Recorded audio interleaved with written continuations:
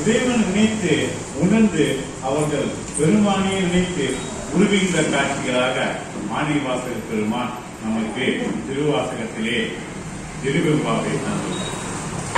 இன்றைய தினம் 13வது பாடல் பைன் குவளை கார் மலரா. இந்த பைன் குவளை கார் மலரா என்று சொல்வதற்காக நமது ஆலயத்திற்கு அன்றைய தினம் திரு அண்ணாமலையிலே முருகன் சொல்லியார் அருணிநாதருக்கு. ஆகையால் அருணகிரியும் அந்த திருவண்ணாமலை முருகத்தோடு ரொம்ப பெற்று ஆகியாதான் திருப்புகழ்னாங்க. அதே மாதிரி சிவபெருமானுக்கு சுந்தர் ரொம்ப பெற்று. ஏன்னா சுந்தர நாங்க பாட சொல்றப்போ நான் என்னையா பாடுவேன், எனக்கு பித்தான்னு சொன்னியே, நீ பித்தானே சொல்லுப்பா. அப்ப பித்தா பீரை சூரி அது பாட்டு பாடுறதுதான் அவங்களுக்கு திருப்பாடல்.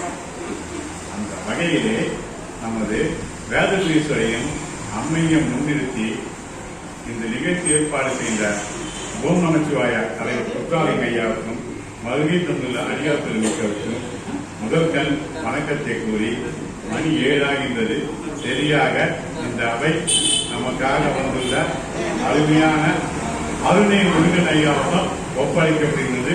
அருணை முருகன் ஐயா அவர்களே வருக, அருளான உங்களது உரையை தருக, எல்லோரும் கேட்டு மகிழ்வோம். திருச்சிற்றம்பலம் சிவாயன.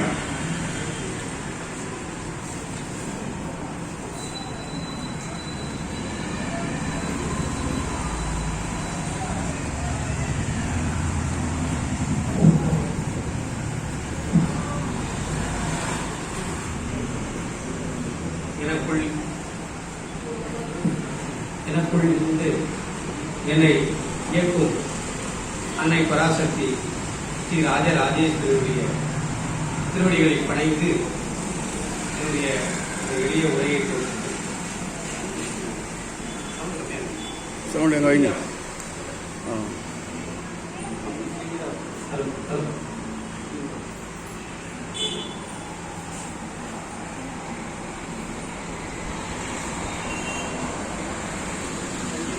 ஏதன்மை குளமே கரியது வழிபொடும் தனகடி வழிபடும் அவரிட கடிகணபதிவர அருளினன் மிகு கொடை வடிவினன் பயில் வலி வலமுறையே திருவடியும் தண்டையும் சிலம்பும் சிலம்பூடுவர் ஒரு வழி வேலும் கடம்பும் கடம்புயம் மாறிரண்டும் மறுவடிவான வதனங்களாரும் மலத்தங்களும் ஒரு வடிவாய் வந்தியம் உள்ளம் குளிர உதிகொண்டவே யாமோதிய கல்வியும் எம்மறிவும் தாமே பெற வேலவர் தந்ததனால் பூமேல் மயல் போய் அறமை புணர்வே நாமேல் நடவீர்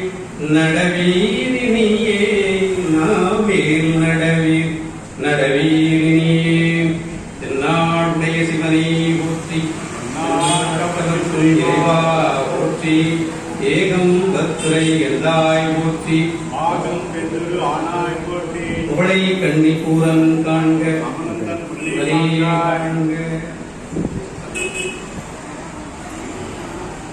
அடியார்களே, சான்றோர்கள் நிறைந்திருக்கின்ற அவை அனைவரும் வயதில் மூத்தவர்கள் இருக்கின்றீர்கள். அவையிலே எளியேன் சிறியேன் ஏதேனும் பொருட்குற்றமோ பொருட்குற்றமோ இருந்தால் அவைகளை முதலில் பொருட்பட வேண்டும் என்று அனைவருடைய முன்னாள் திருவடிகளை கேட்டுக் கொள்கின்றேன். சைவ சமயத்தை பொறுத்தவரை இன்றைக்கு நிறைய ஒரு மிகப்பெரிய ஒரு எழுச்சி ஏற்பட்டிருக்கிறது. கடந்த 10-15 ஆண்டு காலத்திலே ஒரு எழுச்சி ஏற்பட்டிருக்கிறது. சிவத்தை வணங்க வேண்டும் என்ற ஆவலால் பரம்பொருளை தெரிந்து கொண்டு இந்த 10-15 ஆண்டுகளிலே மிகப்பெரிய ஒரு எழுச்சி ஏற்பட்டிருக்கிறது. அந்த எழுச்சியின் உந்துதலால் அன்னை ராஜராஜேஸ்வரியை ஆட்கொண்டதனால் அடியேன் ஏதோ 1-2 ஏதோ பிதற்றினேன். பிறகு அன்னையானவள் சைவத்தின் பக்கம் என்னை திருப்பி தாய் தந்தையை காட்டுவது போல அடியனுக்கு காட்டினாள். அந்த வகையிலே இன்று இந்த மணிப்பாக்கம் போதீஸ்வரர் வேதபுரீஸ்வரர் என்கின்ற அந்த ஆலயத்திலே வந்து எளிய இந்த திருவம்பாவையை சொற்பொழிவை நிகழ்த்துவதற்கு குருவர்களும் திருவர்களும் கூட்டியிருக்கின்றது. அந்த வகையிலே பெருமானுக்கும் இங்கிருக்கின்ற அனைத்து அடியார் பெருமக்களுக்கும் நான் உலக என்னுடைய வணக்கத்தை தெரிவித்துக் கொள்கிறேன். இங்கே இருக்கின்ற சான்றோர்கள் ஒரு சிலர் அடியனுக்கு அறிமுகம் உண்டு. அந்த வகையிலே அடியனையும் அழைத்திருப்பது மிகவும் ஒரு மகிழ்ச்சிக்குரிய விஷயம். இந்த 13வது நாள் பாடலிலே பைங்குவளை கார்மலரால் செங்கமலை பைம்போதால் அங்கம் குருகினத்தால் பின் மரவத்தால் தங்கள் மலம் கழுவுவார் வந்து சாதலினார் எங்கள் பிராட்டியும் எங்கோனும் போன்றி செய்த பொங்கு மடுவில் புகப் பாய்ந்து பாய்ந்து நம் சங்கம் சிலம்பச் சிலம்பு கலந்தார்ப்ப பொங்கைகள் பொங்க குடையும் புனல் பொங்க பங்கைய புனல் கும்புனல் பாய்ந்தாட எல்லோரும் பாவாய். இதுதான் அந்த 13வது பாடல், இந்த திருவம்பாவையிலே. இதற்கு எளிய விளக்க உரையானது முதலில் அந்த சொற்களுக்கு பொருளை பார்ப்போம். பைங்குவளை கார்மலரா, செழுமை வாய்ந்த குவளை மலர்கள், அங்கம் அழகு, குறுகு நீர் பறவை, அரவத்தால் பாம்பால், பொங்கு மடுவில் நீர் பொங்குகின்ற தடாகத்தில், சங்கம் சங்கினாலான வளையல், சிலம்பு பாதத்தை அளித்திருக்கின்ற அந்த அணிகலன், பொங்க பூரிக்க உடையும் மூழ்குகின்ற பங்கையும் தாமரை. இதை வைத்து இதற்கு பொருள் கூற வேண்டும் என்று சொன்னால், அந்த மார்கழி மாதத்திலே நாம் திருவண்ணாமலைக்கு சென்றால் திருவம்பாவை கிரிவல பாதையிலே திருவம்பாவை அருளி செய்த இடம் மணிவாசக பெருமான் என்று அங்கே ஒரு சிறிய கோயில் இருக்கிறது. அதை ஒட்டிய ஒரு குளம் இருக்கிறது. அவர் இருந்த காலத்தில் மிக எளிதாக அந்த குளம் இருந்திருக்கும், வடிவமைக்க இருப்பார்கள் என்று நினைக்கிறேன். இப்பொழுது முன்பு போல் அது இல்லை. ஒவ்வொரு முறை கிரிவலம் செல்லும் போதும் அந்த குளத்தை பார்த்து வணங்கிவிட்டு அடியேன் மணிவாசக பெருமானுடைய சன்னதியை வணங்கிவிட்டு அந்த குளத்தையும் ஒரு முறை பார்த்தேன். இந்த இடத்தை வைத்துத்தான் மணிவாசக பெருமான் பாடியிருப்பார் திருவம்பாவை என்று மனதுக்குள்ளே ஒரு எண்ணம் வரும். அதையும் மனதார வணங்கிட்டு கிரிவலம் செல்வது வழக்கம். அந்த குளமானது பசுமை நிறைந்த குவளை மலர்களையும் ஒரு பக்கம், மறுபக்கம் குளிர்ந்த செந்தாமரைகள் ஒரு பக்கமும், பின்னி கிடக்கும் அரவங்கள் அங்கும் இங்குமாக நீரில் ஓடுகின்றது. இன்னொரு பக்கம் அழகான நீர் பறவைகள் அதிலே இருக்கின்ற மாதிரி ஒரு காட்சியை அதிலே வைத்து படைக்கின்றனர். தங்களுடைய மேனி அழுக்கை அதிலே குளிப்பதற்காக வருகின்ற அடியார் பெருமக்கள் இப்படி காட்சி அளிக்கும் அந்த குளத்திலே பாய்ந்து பாய்ந்து நீராடும் பெண்கள் அவருடைய கைவளை அவர்களுடைய பொங்கைகள் பூரித்து குலுங்க அங்கே நீராடுகின்ற ஒரு காட்சியில் மணிவாசக பெருமான் உருவப்படுத்தி அதிலே சொல்லியிருக்கின்றார். இதனுடைய விளக்க உரையானது என்னென்று பார்த்தோம்னால், முதலிலே பெருமானை அடைவதற்கு அன்பு வழி கொண்டு நாம் வணங்க வேண்டும். அன்பே சிவம் என்று சொல்லுகின்றார்கள். ஏனென்றால் அவர் அடியாருக்கு அடியாராக இருக்கின்றார். தன்னை சொல்லும் போதெல்லாம், எந்த இடத்திலையும் பெருமான் சொல்லும் போதெல்லாம் அந்த தில்லைவாழ் அந்தணர்தம் அடியாருக்கு அடியார் என்று திருத்தொண்ட தொகையை திருவாரூரில் இருக்கின்ற தியாகராஜ பெருமானை பற்றி பாடுகின்ற பொழுது அந்த முதல் அடியை பெருமான் எடுத்துக் கொடுக்கின்றார். தில்லைவாழ் அந்தணர்தம் அடியாருக்கும் அடியேன் என்று. அதே போல சந்தானக்கூறவர் உமாபதி சிவத்திற்கு அங்கே கொச்சவன்குடியில் இருக்கின்ற பொழுது விரைவட்டியாக இருக்கின்ற வெத்தான் சாம்பானுக்கு முக்தி கொடுப்பதற்காக ஒரு ஓலைச்சுவடியை கொடுத்து அனுப்புகின்ற போது அதிலே கூட பெருமான் வந்து அடியாருக்கு எளியன் என்று தன்னை குறிப்பிடுகின்றார். நேற்று கூட சிவனடியார் யார் என்ற தலைப்பில் அடியாருக்கு பேச வாய்ப்பு கட்டியது. அப்பொழுது அவர்தான் நமக்கெல்லாம் பரம்பொருளாக இருந்தாலும் அடியார்களுக்கு அவரே அடியாராக இருக்கின்றார். அப்பேற்பட்ட சிவபெருமானை நாம் அன்பு கொண்டு வணங்க வேண்டும் என்று நாம் அன்பு செலுத்த வேண்டும் என்று அவர் விரும்புகின்றார். வீரர்களிடத்திலே அன்பு செலுத்த வேண்டும் என்பது சிவத்தினுடைய எண்ணம். அப்பேற்பட்ட பெருமானை அடைய அன்பு வழி கொண்டு இந்த உடலால் நாம் தூய்மையை செய்து கொள்ள வேண்டும். எப்படி மனத்திலே தூய்மை செய்தோ அதை போல உடலும் நாம் தூய்மை செய்ய வேண்டும். உள்ளத்திலே இருக்கின்ற மாசை அகற்ற வேண்டும். இந்த மும்மலங்களை ஆணவம் கண்ணும் மாய் அவற்றை அகற்ற வேண்டும். இவைகளை இந்த உயிரானது விளையாட்டாக செய்யும் போது தன்னை அறியாமல் இயல்பாகவே அந்த அன்பு வழியிலே நம்முடைய மலங்களை அறுத்து நாம் செயல்படுவோம் என்று சொன்னால், விளையாட்டாக இயல்பாகவே நாம் செய்வோம் என்று சொன்னால், அந்த செயலானது நமக்கு திருவருளுக்கு இழக்காதது. நீராட வரும் பெண்களின் பார்வைக்கு இந்த பொய்கையானது, அந்த தடாகம், அங்கே இருக்கின்ற தடாகமானது எப்படி காட்சியளிக்கிறது என்று சொன்னால், சிவசக்தி சுரூபமாக காட்சியளிக்கிறது என்று குறிப்பிடுகிறார். எப்படி? அந்த குளத்திலே ஒரு பக்கம் கருங்குவளை மலர்கள் பூத்து கிடக்கின்றன, இன்னொரு பக்கம் செந்தாமரை இருக்கின்றது, பூத்து குலுங்குகிறது.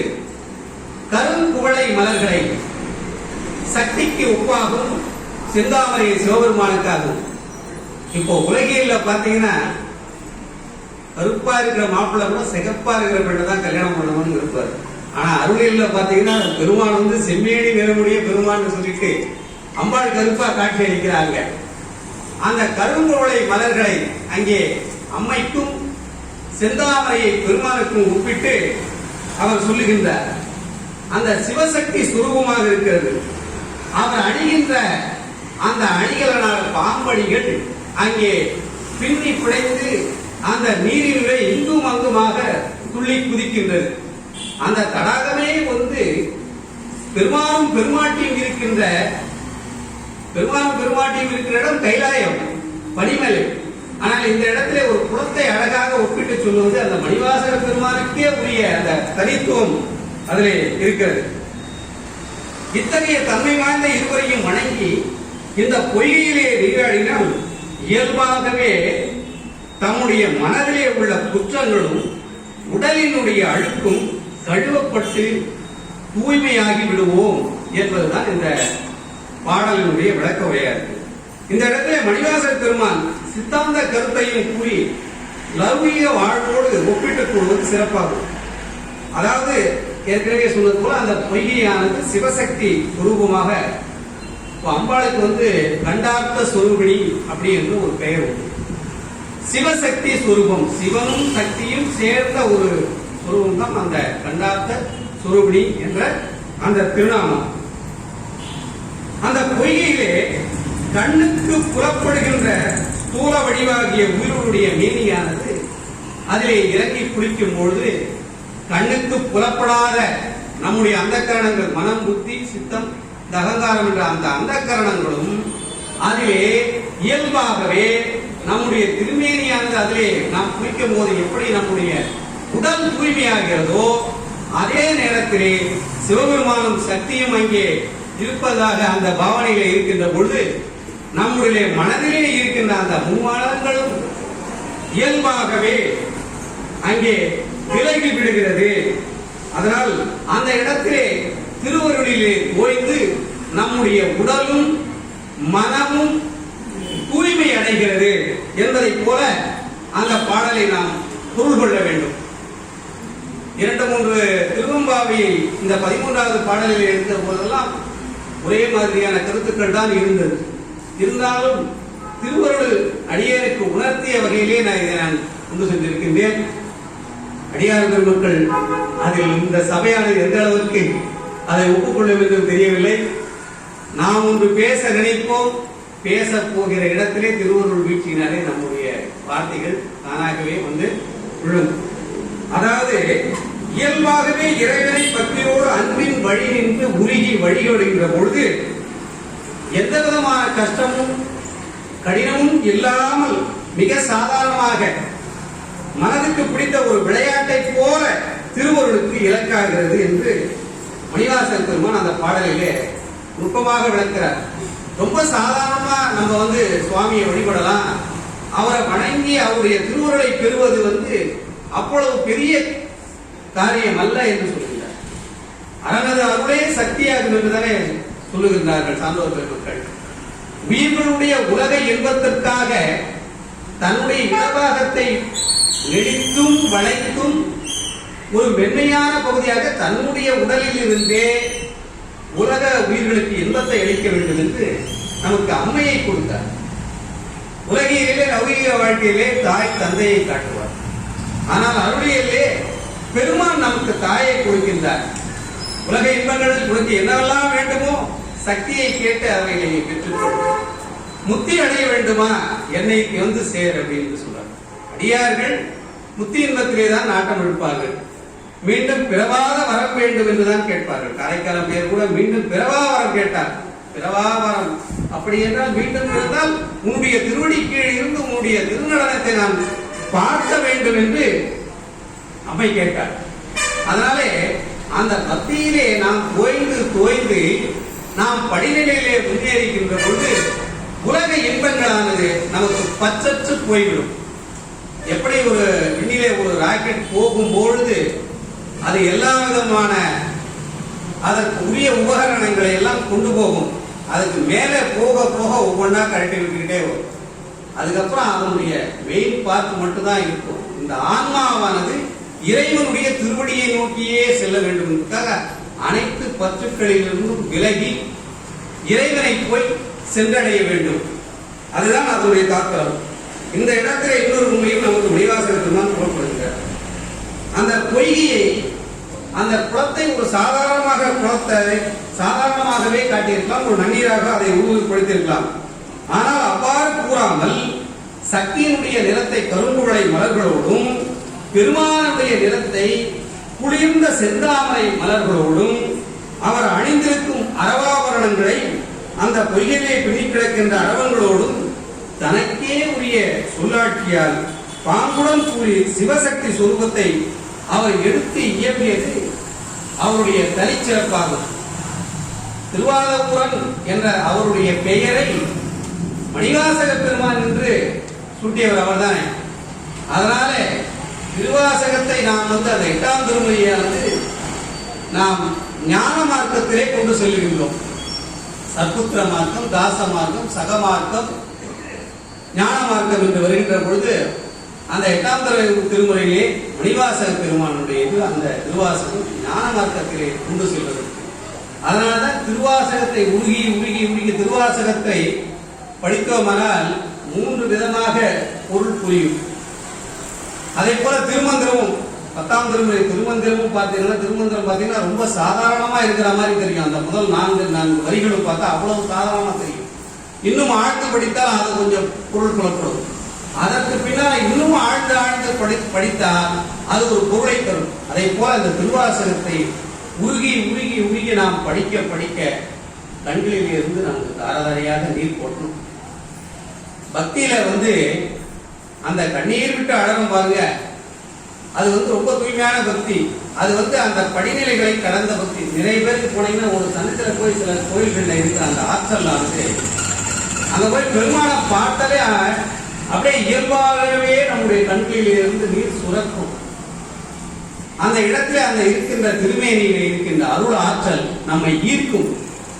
அதனாலதான் நம்ம ஆலயங்களை நிறைய கட்டி வைத்தார்கள் நம்முடைய தமிழ்நாட்டிலே கோயில்களுக்கு பச்சமே கிடையாது. அதுவும் இந்த தொண்டை மண்டலத்தை எடுத்துக்கொண்டால் அவ்வளவு கோயில்கள். கோயில் இல்லாத ஊரிலே குடியிருக்க வேண்டாம் என்று சான்றோர் பெருமக்கள் அந்த காலத்தில் ஏகப்பட்ட கோயில்களை வந்தார்கள். இன்றைக்கு கோயில்கள் நிறைய பெருகிருக்கு. ஆனா பக்தி மார்க்கம் அந்த அளவுக்கு இருக்கான்னா கிடையாது. ஏன்னா உள்ள வரும்போதே நம்முடைய கஷ்டத்தை சொல்றதுக்காக ஒரு சிறந்த இடமாகத்தான் அதை கருதுகிறோம். அந்த உடனே கண்ணை மூடிக்கொண்டு நாம என்ன லிஸ்ட் கொண்டு வந்தோம், இந்த மாதிரி ஒரு லிஸ்டை எல்லாத்தையும் துணியது எல்லாம் தீர்த்து வச்சு நாம பெருமானை எப்பத்தான் நாம உணர போறோம்? இப்ப இந்த எத்தனை வீட்டுல இந்த பெரிய புராணமும் திருமுறைகள் 12 திருமுறைகளோ இல்ல ஆழ்வார்களுடைய அருளி செய்த அந்த 4000 திவ்ய பிரபந்தமோ இருக்குது தெரியாது. இன்றைக்கு அதை கொண்டு போய் நாம் சேர்க்க வேண்டிய கட்டாயத்திலே நாம் இருக்கிறோம். அடியெல்லாம் கிட்டத்தட்ட ஒரு 20 வருஷம் லேட்டு. இந்த 20 வருஷத்துக்கு முன்னாடி இந்த ஞானம் நமக்கு கிடைச்சிருந்தா இன்னும் தெரிஞ்சிருக்கலாமே. நம்ம அந்த உலகியல்லையே இருந்து நமக்கு சொல்லிக் கொடுக்க முடியல, சொல்றதுக்கு ஆள் இல்லை. இப்ப நாம அங்க இருக்க அவங்கள மாதிரி அடியார்கள் மக்கள் சார்ந்தவர்கள் சொல்லுகின்ற வார்த்தைகளை கேட்கின்ற பொழுது மிகப்பெரிய ஒரு படிப்பெல்லாம் நாம் சைவ சித்தாந்தத்திலே நாம் கற்கவில்லை. எவ்வளவோ இருக்கிறது. அந்த 18,000 பாடல்களிலே நிறைய பாடல்களை மனனம் செய்து கொண்டு பாடுகின்றவர்கள் இருக்கின்றார்கள். அவர்கள் அதை சொல்லும் பொழுது நம்முடைய கண்களிலே இருந்து நீர் பெருகின்ற அளவுக்கு அவர்கள் சொல்லுவது இப்படியெல்லாம் இருந்திருக்கிறதா. நாயன்மார்களுடைய வாழ்க்கை வரலாற்றை படித்தால் நமக்கு சைவத்தினுடைய மேன்மை விளங்குகிறது. அதற்கு பின்னால்தான் நாம் இத்தனை வருட காலம் இவற்றை தெரிந்து கொள்ளாமல் இருந்துவிட்டோமே. அடியனுக்கு நாயன்மார்களை பற்றி ஒரு புத்தகத்தை படித்த பிறகுதான் அங்கொன்று நாம் படிக்கும் போது ஞானசம்பந்த பெருமான், அப்பர் பெருமான் திரைப்படங்களிலே பார்த்து முழுவதுமாக அவருடைய வாழ்க்கை வரலாறை நம்மளால நிறைய பேருக்கு அந்த பெரிய புராணம் அப்படின்னு சொன்னோம்னா எல்லாரும் என்ன பயப்படுறாங்கன்னு சொன்னா எல்லாம் செய்யுள் வடிகளை இருக்கு. வசன நடையில இருக்கிற புத்தகங்களை வாங்கி அவர்களை தெரிந்து கொண்டால் நமக்கு அவர்கள் எப்படியெல்லாம் வாழ்ந்திருக்கின்றார்கள், வாழ்ந்து காட்டியிருக்கின்றார்கள். இந்த சைவத்திற்கும் அந்த சிவத்துக்கும் எப்பேற்பட்ட தொண்டெல்லாம் செய்திருக்கின்றார்கள். அப்பூதியடிகள் தன்னுடைய மகன் இறந்ததை கூட வெளியில் காட்டிக் கொள்ளாமல் நாவுக்கரச பெருமானுக்கு விருந்தோமலை செய்வதற்கு எவ்வளவு உற்சாகமாக அவரும் அவருடைய மனைவியும் இருந்தார்கள். இதையெல்லாம் நடைமுறையில சாத்தியம் கிடையாது. இருந்தாலும் அப்படியெல்லாம் வாழ்ந்திருக்கின்றார்கள். நாம் இறைவனை எப்படியெல்லாம் அன்போடு வணங்க வேண்டும். அந்த அடியார்களை நாம் 63 நாயன்மாருடைய வாழ்க்கை வரலாறை நாம் தொடர்ந்து படித்தால் நாம் நிச்சயமாக வாழ்க்கையிலே நாம் முன்னேறுவோம். அதனால நாம் அனைவரும் ஏனென்றால் இந்த ஒரு பாடல தான் விளக்கம் சொல்லி நடுவில் நிறைய கருத்துக்களை நாம சொல்ல வேண்டிய, ஏற்கனவே எல்லாரும் இங்க தெரிஞ்ச கருத்து தான் இருந்தாலும் நாம சொல்ல வேண்டிய கட்டாயத்துல நாம இருக்கிறோம். சிவனடியார்கள் எப்படி இருக்க வேண்டும்? எல்லோரும் சிவனடியார்களாக ஆகணும். சிவனடியார்கள் ஆகணும்னா எல்லாத்தையும் தோந்துட்டு வீட்டை விட்டு வெளியில வந்துடணும்னு ஒரு தவறான கருத்து நிலவுகிறது. சிவன் அழிக்கும் கடவுள் அப்படிங்கிற மாதிரி எல்லாம் ஒரு கருத்து நிலவு. அதெல்லாம் கிடையாது என்பதை நாம் இந்த உலகத்துக்கு எடுத்து சொல்ல வேண்டும். சிவபெருமானை சரணடைந்தால் அவருக்கு நமக்கு என்ன வேண்டும்ன்றது அவருக்கு தெரியும். அதை எப்பொழுது தர வேண்டும் என்பதும் அவருக்கு தெரியும். நம்முடைய வினைப்பயன் காரணமாகத்தான் நாம் இந்த பிரபஞ்சத்திலே நாம் இந்த உயிரானது பிறப்பெடுத்து வந்திருக்கிறது. இந்த உயிரானது உடம்பை எடுப்பதற்கு முன்னாலே கேவல நிலையிலே இருக்கிறது. பிறகு உடல் எடுத்து சகல நிலைக்கு இது வருகிறது. பெருமானை நோக்கி நகர்கின்ற போது இது சுத்த நிலைக்கு இந்த உயிரானது நகர்கிறது. நம்முடைய இந்த உடலுக்குள்ளே ஓடிக்கொண்டிருக்கின்ற அந்த உயிரானது, அந்த உயிரிலே இறைவன் இருக்கின்றான். அந்த உயிரிலே இருக்கின்ற இறைவனை நாம் உணர்ந்து கொண்டால் புறத்திலே இருக்கின்ற கோவில்களுக்கோ மற்றபடி சிலைகளுக்கு விக்கிரகங்களுக்குரிய வழிபாடு தேவையில்லை. அந்த எல்லோராலையும் அந்த நிலையை கடந்துவிட முடியாது. அதற்காகத்தான் பாமரர்களும் புரிந்து கொள்ளுகின்ற வகையிலே ஆலயங்களை அமைத்து அங்கே திருமணிகளை வைத்து அதற்கு கீழே சக்கரங்களை வைத்து மந்திர உருவேற்றி அவற்றை வழிபாட்டுக்கு கொண்டு வந்தார்கள். அதனாலே இறைவனை நாம் வணங்க வணங்க வணங்க தொடர்ந்து இறைவன் மீது நாம் அன்பு செலுத்த அந்த அன்பானது தொடர்ந்து போய்கொண்டே இருக்கின்ற பொழுது அடுத்த தலைமுறைக்கு நாம் அதை எடுத்து செல்ல வேண்டும். இன்றைக்கு குழந்தைகளுக்கு அந்த மாதிரியான வாய்ப்பே இல்லாம போயிடுச்சு. எல்லா வீட்லயும் டிவி தான். எல்லா வீட்லயும் டிவி ஓடுது. அதுல எப்ப பார்த்தாலும் சரி அதுலயே மூழ்கி கிடக்கிறோம். பிள்ளைகளுக்கு எப்ப கொண்டு போய் சொல்லிக் கொடுக்கறது? நம்முடைய நாயன்மார்களை பற்றி சொல்லிக் கொடுக்கணும், பெரிய புராணத்தை பற்றி சொல்லிக் கொடுக்கணும், 12 திருமுறைகளிலே ஞானசம்பந்த பெருமானை பற்றி எல்லாம் சொல்லிக் கொடுக்க வேண்டும். இவற்றையெல்லாம் நாம் விட்டு விடுகின்றோம். இப்ப அந்த ஆன்மீக கூட்டம் அப்படின்னு பார்த்தா மொத்தமே இங்க பாத்தீங்கன்னா ஒரு 20 பேர் தான் இருக்கும். ஆனா இன்னைக்கு பார்த்தா எல்லாம் வீட்டுல போய் பாத்தீங்கன்னா குடும்பத்தோட எல்லாரும் டிவி பார்த்துட்டு இருக்காங்க. அது ஒரு இயல்பாகவே ஒரு வந்துவிட்ட ஒரு நிகழ்வாகி போனது. நம்முடைய வாழ்க்கையில காலையில எழுந்திரிச்சோம்னா பல்ல தேய்க்கிறோமோ இல்லையா எல்லாரும் செல்ல தேய்க்க ஆரம்பிச்சிடும். அதற்கு நேரங்காலமே கிடையாது. அது ஒரு விஞ்ஞான வளர்ச்சி நமக்கு தேவைதான். இல்லைன்னு சொல்லல. அது ஒரு ஒரு சாதனம். அதை பக்தி மார்க்கத்துக்கும் பயன்படுத்தலாம், அதை தவறான வழிக்கும் பயன்படுத்துகின்றவர்கள் உண்டு. நாம் நமக்கு மருந்து வேண்டின் மந்திரங்கள் இவை புரிந்து கேட்கப்படும் புண்ணியங்கள் என்று திருமுறைகள் சொல்லி இருக்கின்றார்கள். நாம் திருமுறைகளை படித்து அந்த வழியிலே நாம் சென்று இறைவனை நாம் அடைய வேண்டும். இந்த ஒரு நல்ல வாய்ப்பு கொடுத்தமைக்கு அனைவருடைய குணார்த்தர்களையும் வழங்கி நான் நன்றி கொண்டு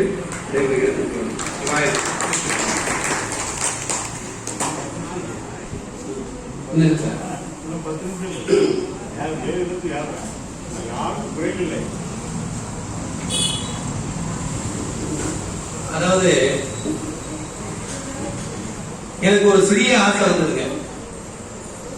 ஒரு நாள் என்ன ஆச்சுன்னா, நம்ம பகுதியில் இருக்கிற ராஜராஜேஸ்வரி அம்மன் ஆலயத்துக்கு செல்லும் போது அந்த இடத்திலே நாலாயிர திவ்ய பிரபந்தம் பாடல் ஒலித்துக் கொண்டு கேட்டவுடனே எப்படி நமக்கு திருமுறைகள் நமக்கு மிகப்பெரிய ஒரு கடலோ அத மாதிரி ஒரு தேன் பாட்டில கொண்டு கொடுத்தோம்னா அது அப்படியே நாலாயிர திவ்ய பிரபந்தம். அவ்வளவு ஒரு இனிமையான பாடல், ஆழ்வார்கள் அறிவிச்ச பாடல். அந்த பாடலை கேட்கும் பொழுது ஏற்கனவே கொஞ்சம் பரிச்சயம் உண்டு. ஏதோ ஒரு பாடல் வருது அங்கே, அகலகிலே நிறைவென்று அதன் மேலும் மங்கையுரை மார்பா நிகரில் புகழாய் உலகம் மூன்றுடையாய் என்னை ஆழ்வானே நிகரில் அமர முனிக்கலங்கள் விரும்பும் திருவேங்கடத்தானே புகழொன்று இல்லா அடியே முன்னடி கீழமர்ந்து புகுந்தனே என்று நம்மாழ்வார் பாடலை கேட்டேன். எனக்கு ஒரு ஆசை ஏற்பட்டது, அற்ப ஆசை. இங்கே வைணவத்திலே திருப்பாவை என்று 30 பாடல்களை வைத்திருக்கிறார்கள். நம்முடைய சைவத்திற்கு இந்த 30 பாடல்களிலே 20 பாடல்கள் பாவை நூலுக்கும் 10 பாடல்கள் திருப்பள்ளி எழுச்சிக்கும் வைத்திருக்கின்றார்கள். இருந்தாலும் எனக்கு கொஞ்சம் ஒரு ஆசை வந்தது, ராஜராஜேஸ்வரி அம்மாவுக்கு ஒன்று தனியா எழுதினா என்ன அப்படின்னு சொல்லி. அதை எழுதும்போது ஒரு சிலர் கூட இருந்தாங்க, என்னப்பா நீ ஏன் புதுசா செய்கிற அப்படின்னு. ஏதோ ஒரு ஆசை வந்தது அப்படின்னு சொல்லிட்டு திரு அருட்பாவை என்று ஒரு 30 பாடல்களை அடியருக்கு அன்னையானவள் உணர்த்த 30 பாடல்களையும் எழுதி அதற்கு விளக்குவது ஒரு சிறிய புத்தகம்.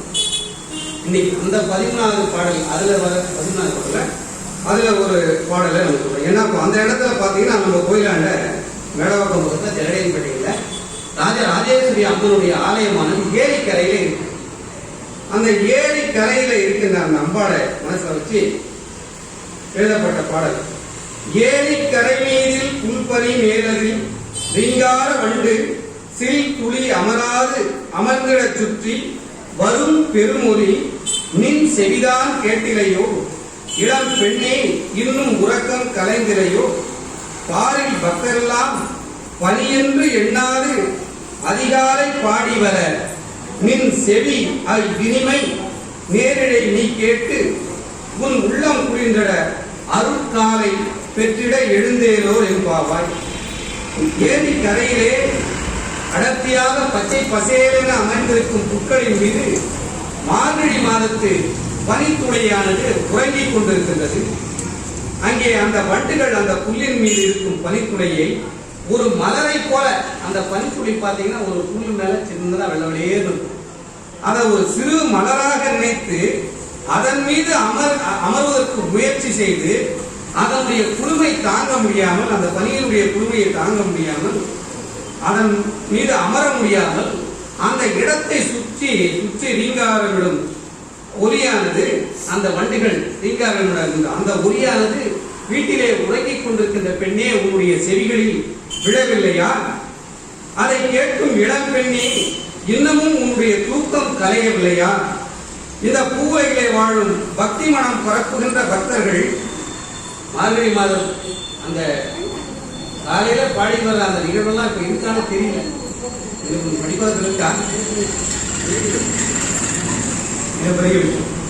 திருவண்ணாமலையில தொடர்ந்து அதை காலையில பாத்தீங்கன்னா நிறைய கூட்டமா போய்கொண்டே இருப்பாங்க. இன்னைக்கு அதுக்கெல்லாம் வாய்ப்பு இல்லாம இருக்கிற நகர வாழ்க்கை அந்த மாதிரி ஆகிடுச்சு. அதுல இப்ப கொரோனா வந்ததுனால நல்ல வெய்ய நேரத்திலே வெளியில யாரும் வர முடியல, அப்ப எங்க பணியில போறது இந்த மாதிரி ஆகிடுச்சு. அதனால அந்த அதிகாலை குளிரை பொருட்படுத்தாமல் திருப்பாவையும் திருவம்பாவையும் அவர்கள் ஒரு இசைக்கருவி தாளத்தை வச்சுக் கொண்டு பாடிக்கொண்டு வருவார்கள். அப்படி இந்த பூவுலகிலே வாழ் பக்தி மனம் பரப்புகின்ற பக்தர்கள் அதிகாலை பணியை பொருட்படுத்தாமல் அன்னையினுடைய புகழையும் பெருமையும் பாடி வருகின்ற பாடல்களின் இசையானது கேட்டு சிறப்புகள் மிகுந்த பெண்ணே உன்னுடைய உள்ளம் குளிர்ந்து அன்னையினுடைய அருளை பெரும் பொருட்டு இந்த காலை வேளையிலே நீ எழுந்து வருவாயாக என்பதை போல இந்த பாடல்கள் இருக்கிறது. மார்கழி மாதத்திலே காலையிலே அது எந்த கிராமமாக சின்ன கிராமத்துல கூட பாத்தீங்கன்னா 4 மணிக்கு 5 மணிக்கு அந்த கிராமத்துல மொத்தமே ஒரு 750 பேர் 800 பேர் இருந்தா அதுவே பெரிய விஷயம். ஆனா தவறாம அங்க ஒரு சின்ன குண்டு கொழுப்பு தான் இருக்கு. இந்த மாதிரி எல்லாம் பெரிய டியூப் லைட்டு வண்ண விளக்குகள் எல்லாம் அங்க இல்லாத காலத்திலும் அங்க ஒரு ரெக்கார்டு கிராமபோன் தட்டு அந்த காலத்துல அதை தவறாம அங்க இருக்கிற அர்ச்சகர் போடுவாங்க, இல்ல ஒரு பூசாரியோ யாரு இருந்தாலும் அந்த கோவில. இன்னைக்கு பாத்தீங்கன்னா நிறைய கோயில்கள்ல வழிபாடே 7 மணிக்கு தான் ஆகும். ஒரு சில கோயில்கள்ல 5 மணிக்கு கரெக்டா இருக்காங்க. அந்த பக்தி மார்க்கத்தை அப்ப கேட்டு கேட்டு கேட்டு நிறைய பாடல்கள் நமக்குள்ள அதை நம்ம கேட்டோம். அதுக்கெல்லாம் அப்ப பொருள் புரியல. அந்த மாதிரி எல்லா கோயில்களையும் அந்த மாதிரி பக்தி மார்க்கத்தை பரப்பிய ஒரு மிகப்பெரிய பக்தி மார்க்கம் என்று சொன்னாலே அது தென்னாடு தான். அதனாலதான் சுவாமியை தென்னாடுடைய சிவனையை போற்றி எந்நாட்டவர்க்கும் இறைவா போற்றி அப்படின்னு சொன்னாங்க. அப்படின்னா என்ன? அப்ப ஏன் இந்த தென்னாட்டுக்கு சிறப்பு என்று சொன்னால் மணிவாசகர் பெருமானுடைய வாக்கியம் சொன்னான், மன்னுமா மகேந்திர மதனில் சொன்ன ஆகமம் போற்றிருக்கு அருளையும் அப்படின்னு சொன்ன அந்த மகேந்திர மலையானது குமரிக்கு கீழே 13,000 கிலோமீட்டர் பரப்பளவிலே அந்த குமரி கண்டம் என்று சொல்லுகின்றோமே லெமோரியா பார்த்தீங்கன்னா 2 மிகப்பெரிய கடல் கோள் சுனாமியிலே கீழே போயிடுச்சு. இன்னைக்கு இருக்கிற மொத்த இந்த பாரத தேசத்தினுடைய பரப்பளவை போல ஒரு 7 மடங்கு பரப்பளவு உள்ள ஒரு பெரிய நிலப்பரப்பானது குமரி கண்டம். அங்கே மிகப்பெரிய 7 தமிழ் நாடுகள் இருந்தன. மிகப்பெரிய ஆறு குமரி ஆறு, பகுடி ஆறு என்று அந்த ஆறுகள் அங்கே ஓடியது. அந்த நிலப்பரப்பு கடற்கோளிலே மூழ்காமல் இருந்திருந்தால் இன்றைக்கு உலகத்தையே தமிழன் தான் ஆட்சி செய்திருப்பார். அந்த நிலப்பரப்பு மூழ்கிவிட்டது. இன்னும் கூட ஒரு சில அருளாளர்கள் சான்றோர் பெருமக்கள் சொல்லுகிறார்கள், அந்த நிலப்பரப்பு மீண்டும் மேலே வரும் என்று சொல்லுகின்றார்கள். அங்கேதான் அந்த கைலாய மலையும் இருந்ததாக சொல்லுகின்றார்கள். இப்பொழுது இருக்கிற கைலாயத்தை ஒரு குறியீடாக சொல்லுகின்றார்கள். அந்த கடல் பொழினாலே அந்த மாற்றம் ஏற்பட்டு இப்பொழுது இருக்கின்ற கைலாயம் உண்டு. அதனால்தான் அப்பர் பெருமான் போகும்போது கூட நீ இங்கே வர வேண்டாம், திருவையாறிலே இருந்து கைலாய காட்சியை கண்டுகொள்ளலாம் என்று ஞானசம்பந்த பெருமான் காலத்திலேயே இருந்து அயல் வழக்கு சொல்லுகின்ற மொழியிலே இருக்கின்ற மற்ற மொழி சார்ந்த இடங்களே என்னுடைய கால்படியாகவே அங்கிருந்தே பெருமான் அந்த குமரி கண்டத்திலேதான் 2 சங்கங்கள் நடைபெற்றன. அது பெருமானுடைய தலைமையிலே முதற் சங்கமும் இடைச்சங்கம். அதுக்கப்புறம் தான் நம்முடைய இப்பொழுது இருக்கின்ற மதுரையிலே 3வது தமிழ் சங்கம் நடத்தினார்கள் என்று சொன்னார்கள். அங்கே அந்த சபையிலே வீட்டிருந்த புலவர் பெருமக்களுடைய மத்தியிலே பெருமான் ஒரு நூலை, தமிழ் நூலை எப்படி ஆய்வு செய்ய வேண்டும் என்று புலவர்கள் எல்லாம் அமர்ந்திருக்க பெருமான் நின்று கொண்டு நடித்து காட்டினான் என்று சொல்லுவார்கள். அப்படியானால் இந்த தமிழுக்கு பெருமான் அளித்த சிறப்பு எப்படியெல்லாம் இருக்கும் என்பதை நாம் சிந்தித்து பார்க்க வேண்டும். இன்னைக்கு நிறைய பேர் பாத்தீங்கன்னா தமிழ்ல என் பையன் ஃபெயில் ஆயிட்டான்றது பெருமையா சொல்லிக்கிறாங்க. அது என்ன பெருமைன்னு சொல்லி தெரியல. குழந்தை தமிழ்ல ஃபெயில் ஆகிறது என்ன பெருமைன்னு தெரியல. தாய்மொழியில எல்லோரும் அந்த ஆங்கில வழி கல்விக்கு போனோம், தமிழை நாம் சுத்தமாக மறந்து விடுகின்றோம். இப்படியே அந்த நிலைமை போச்சுன்னா அவ்வளவுதான். இப்பொழுதே நிறைய வார்த்தைகளுக்கு நமக்கு அர்த்தம் புரியல. அந்த தமிழ் மொழியை நாம் உணர்ந்து தெளிவர கற்றால் தான் நாம் இந்த செயல் வடிவிலே இருக்கின்ற அந்த திருமுறைகளை மற்ற பாசுரங்களை எல்லாம் படித்து தெரிந்து கொள்ள முடியும். ஐயா சொன்ன மாதிரி நீ என்ன திட்டனையே வச்சு பாட்டா பாடு சித்தாக்கரை சொல்லி பெருமானே அல்லவான அதுக்கப்புறம் சுந்தரமூர்த்தி சுவாமிகள் பாடினார். அதனால நமக்கு நாயன்மார்கள் தான் நமக்கு குருமார்கள். அதற்கு பின்னாலே அந்த சைவத்தை தாங்கி பிடிப்பதற்காக நிறைய மடங்கள் தோன்றின. நிறைய பேரை கேட்டோம்னா இறந்தவர்கள் யாராச்சும் உயிரோட இருந்து வந்திருக்காங்க இயேசுநாதரை சொல்லிடுவாங்க. வேற யாரும் நம்ம இதுல இருக்காங்கன்னா தெரியாது.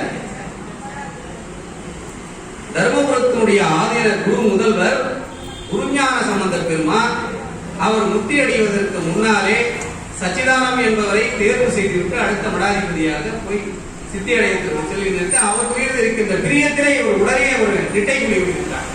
அவரும் நிட்டை விடுவித்தார், இவரும் நிட்டை விடுவித்தார்.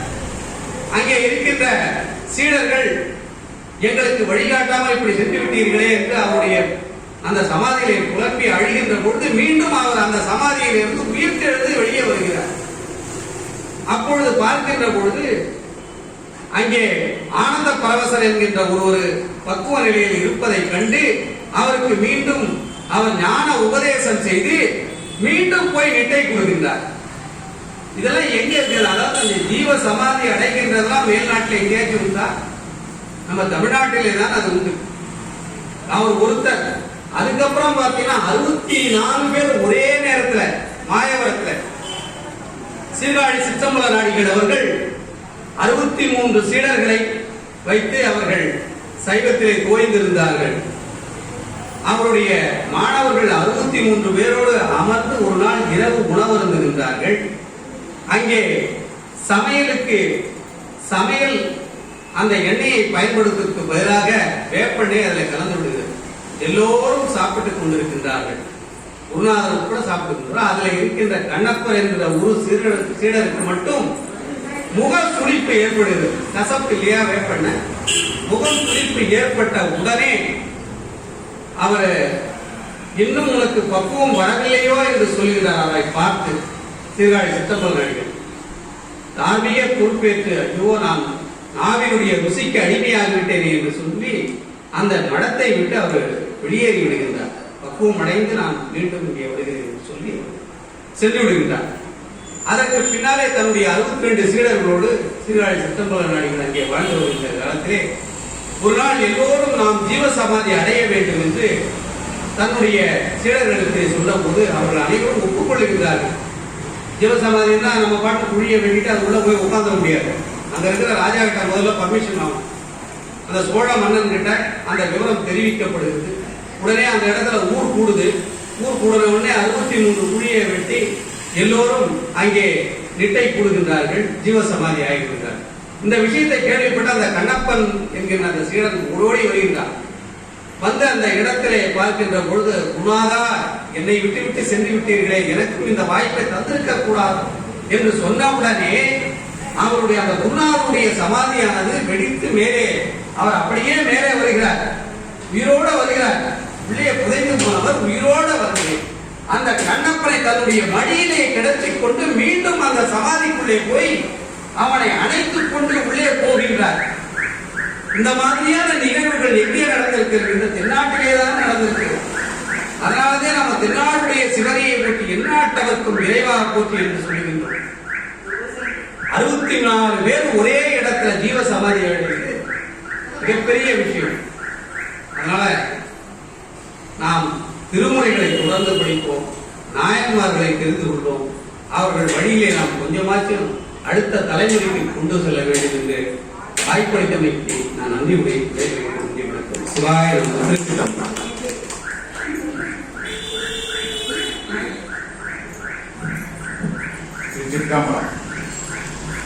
ஐயா தேவையா சொல்லிட்டு இருக்காங்க. பட் இங்க நமக்கு சபை கொடுத்திருக்க நேரம் அரை மணி நேரம் மட்டுமே. ஏன்னா அந்த ஒரு ரூல்ஸ் நாமளே ஃபாலோ பண்ணலாம் நல்லா இருக்கும். இன்றைய தினம் ஐயாவோட பேச்சுல கேட்கும்போது ஒரு முக்கியமான கருத்து, திருவம்பாவையில 13வது பாடல் 13வது பாடல்ல இருக்கும்போது சொல்லிட்டாங்க, அம்மை வழியிலே இருந்தேன், அம்மை வழியிலே இருந்து நான் இங்கே வந்தேன். அப்ப அம்மை தடுத்தாற்று வந்து ஐயனை சேர்த்து விட்டான்.